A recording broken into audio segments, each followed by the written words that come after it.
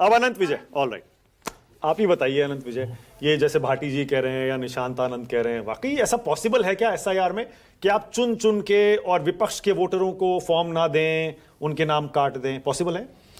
नहीं, ये तो बिल्कुल ही संभव नहीं है। और भाटी जी साथ बैठे हैं, भाटी जी ने ऐसा कहा भी नहीं है। भाटी जी ने बस एक भ्रम का वातावरण बनाने का प्रयास किया कि इनके पास ऐसी जानकारी आ रही है। तो राजनेताओं के पास जब जानकारी आती है तो उसका कुछ राजनीतिक उद्देश्य और उसका निहितार्थ होता है। अब देखिए, ये क्या कहते हैं, क्रोनोलॉजी कहते हैं। इन्होंने ये भ्रम का वातावरण बनाने का नोएडा से एक ये किया और इनके पार्टी अध्यक्ष जी ने उसको रिट्वीट करके आज उसको प्रेस कॉन्फ्रेंस कर दी।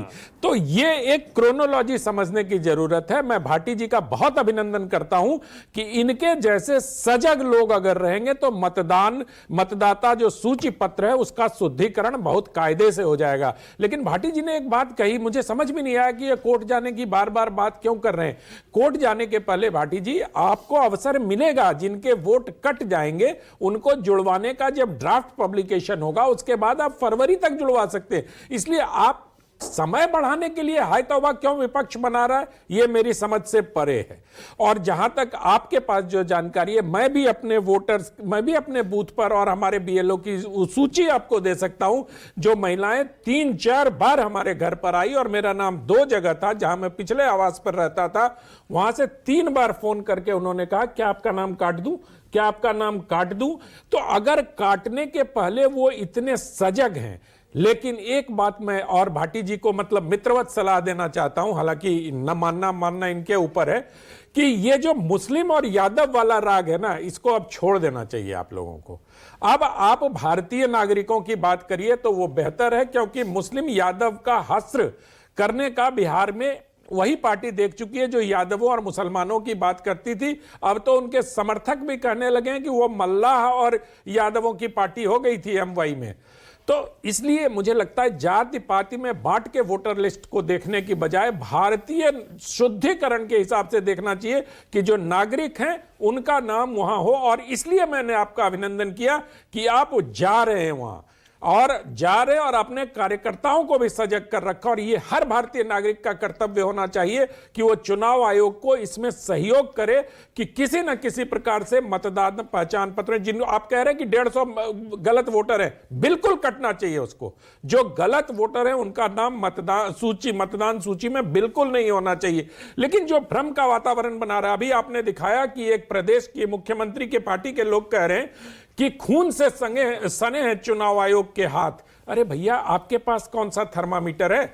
और आप ही के विधायक, उसी पार्टी टीएमसी के ममता बनर्जी के विधायक, कल समाचार पत्रों में छपा हुआ उत्तर परगना के विधायक ये कह रहे हैं कि बीएलओ ने अगर नाम काटा तो टांग तोड़ देंगे। क्या इससे दबाव नहीं बनता?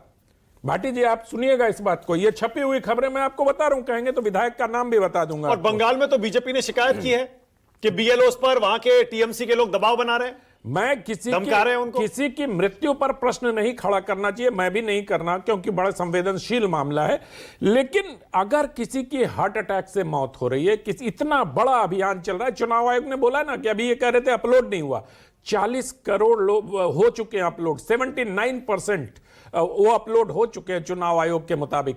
तो ये दबाव वाली थ्योरी जो है ना, ये कुछ एक लोगों ने चलाया और उस थर्मामीटर को राजनीतिक दलों के नेताओं ने पकड़ लिया कि दबाव है, दबाव है, दबाव। अरे दबाव क्यों है भाई? अच्छा, बिहार में कोई अच्छा मानक जी एक बात बताइए, 10 सेकंड दीजिए। बिहार में कोई दबाव क्यों नहीं दिखा? ये दबाव की थ्योरी उत्तर प्रदेश में कैसे आ गई? बिहार में सबसे ज्यादा तेजी से हुआ, वहां तो सबसे ज्यादा होना चाहिए, 20 साल बाद हो रहा था। बिहार के बीएलओ पर कोई दबाव नहीं था, जबकि वहां इतने तरह के तंद फंद हो रहे थे, सब तरह से उन पर आरोप लग रहे थे। उत्तर प्रदेश आते ही दबाव हो गया और अब तो मुस्लिम यादव की एंट्री भी हो गई। और 4 दिन पहले राहुल गांधी ने कहा ओबीसी के भी वोट काटे जा रहे हैं। तो ये जो जाति पाति में मतदान सूची को बांटने का खतरनाक खेल राजनीतिक खेला जा रहा है, इस पर मुझे ओके, एक अपडेट कर दूं बस। आपने जो आंकड़ा बताया ना, जितने फॉर्म अपलोड हो चुके हैं, इलेक्शन कमीशन का आंकड़ा ये कहता है, एवरेज है जो 12 राज्यों में एसआईआर चल रहा है, करीब 79% फॉर्म अपलोड हो चुके हैं। 79%, 40 करोड़ से 79। अब एक सवाल और, आपने बिहार का जिक्र किया, वहां चर्चा चल रही है कांग्रेस आरजेडी से अलग होने की बात कर रही है। क्या आपको लग रहा है कि उत्तर प्रदेश में समाजवादी पार्टी और कांग्रेस के बीच रिश्ते बिहार के नतीजे के बाद बिगड़ जाएंगे? आपका असेसमेंट यह है? देखिए मानक जी, बिहार में तो मैं आपके चर्चा में आपके साथ ही कई बार इस बात को कह चुका हूं कि बिहार में कांग्रेस ये चाहती थी कि उसका अपर हैंड हो, और कांग्रेस बिहार में तब तक या कहीं भी उत्तर प्रदेश में तब तक पुनर्जीवित नहीं हो सकती जब तक समाजवादी पार्टी की पिछलग्गू बनके चली है।